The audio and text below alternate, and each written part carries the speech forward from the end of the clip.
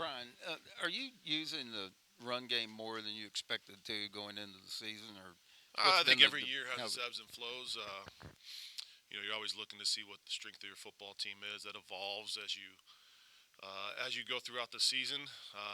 Your identity starts to clear up, and um, we're running the football really well. We got really good running backs. Our offensive line's blocking well.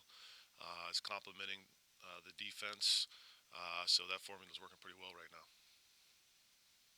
Brian, Jeff was just talking about with the run game, and Dwayne Martin has become kind of that lead block guy the last few weeks. He's played a lot more snaps. How much better in the run game are you when he's in there? And Jeff said he's a guy that just doesn't make mental mistakes. Yeah, he's done a really good job in the run game of being that lead blocker, of getting up on linebackers, of blocking defensive ends. He's a big body. He's physical, and he knows he's really good at knowing who to get to and kind of maneuvering within the line of scrimmage, which fullbacks aren't used as much these days, but he's a really good fullback for us, and he's done a great job the last few weeks. We've uh, had him in there more, used him a lot more, and we've liked what he's done in there.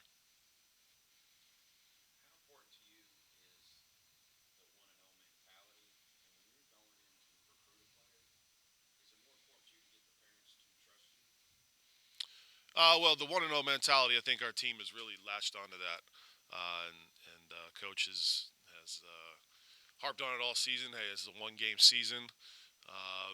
To where our players have really bought into it. We were really focused on just the next game, um, and it's been good for the team not to have to look ahead or not to look back.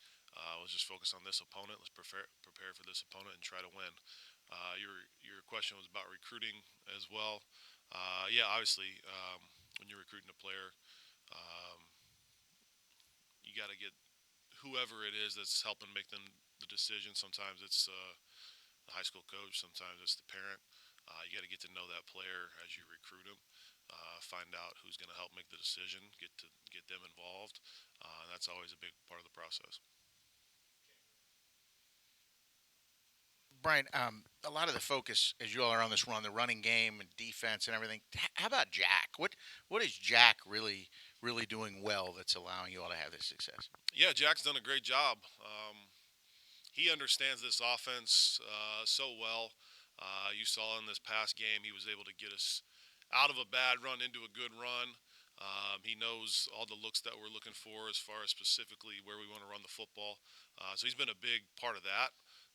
He also can run the ball a little bit with his legs, and we're able to use him in some zone read schemes, and he's able to get some yards. When the play isn't there in the pass game. So he's been really efficient. I think when we do have the run game going, I think it complements his game really well. He's good at the RPO stuff. He's good at the play action pass, and he's been really efficient these last 2 weeks when we've had the run game going, and they've worked really well together. Brian, Jamari obviously missed last game, continuing to deal with an injury. What do you emphasize to the rest of the receiving group in terms of trying to pick up some of the production that you missed with Jamari out? Yeah, we always want to have a next man up attitude. We feel like we got a lot of good players on this roster. So it's just an opportunity. If someone can't go, it's just an opportunity for another player to step up. And we look at it that way, and we think we have a lot of guys that can make plays. So, when they get their opportunity, they got to go out there and show us what they can do. Brian, what kind of home field advantage is it here when it's going like it has been the last couple of weeks, and the noise gets crazy? Yeah, it's definitely. Our fans are great. The energy in the stadium, I think everyone feels that.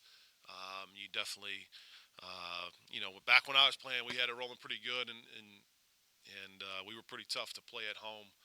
It's because of the crowd, because of the fans, because of the energy the stadium brings, and I feel like we've had that this season, where our guys are just excited. They're flying to the football. I mean, some of those hits on defense, on special teams, are pretty amazing. It gets the crowd fired up. So I think that energy, it's hard for teams to come in here and play in that type of atmosphere. Brian, after the Virginia Tech win, Jeff was in here talking about Brian Hudson and what he means to this team. He basically said you'd have to amputate his leg to keep him off the field. What does that kind of leadership do for this offense?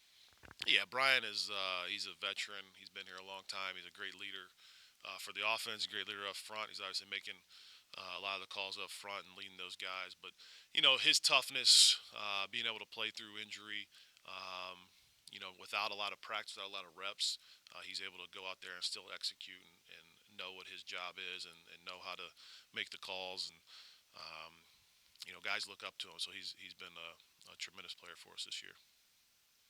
You guys have had a pretty good formula this year of winning the toss and then deferring and doing well in the second half. Do you remember at Purdue? Is that how Jeff did it also? And when you played for Bobby, did you guys So take when I was with Bobby, we took the ball. Uh, we took the ball. Now Jeff, I ever since I started coaching with him, we've deferred probably 95% of the time if we've won the toss, and it's kind of the Patriots' way of you can get those two scores right before halftime and then coming out of the half. So you can kind of flip the game there if you defer in the second half. I think that's kind of the philosophy behind it. I think the Patriots kind of started that, and it seems like almost most people are doing that now. I feel like back when I was playing, everybody you took the ball, you want to get the ball and go score. But the Patriots, I feel like, kind of changed that way, and it seems like that's the way most people are doing it.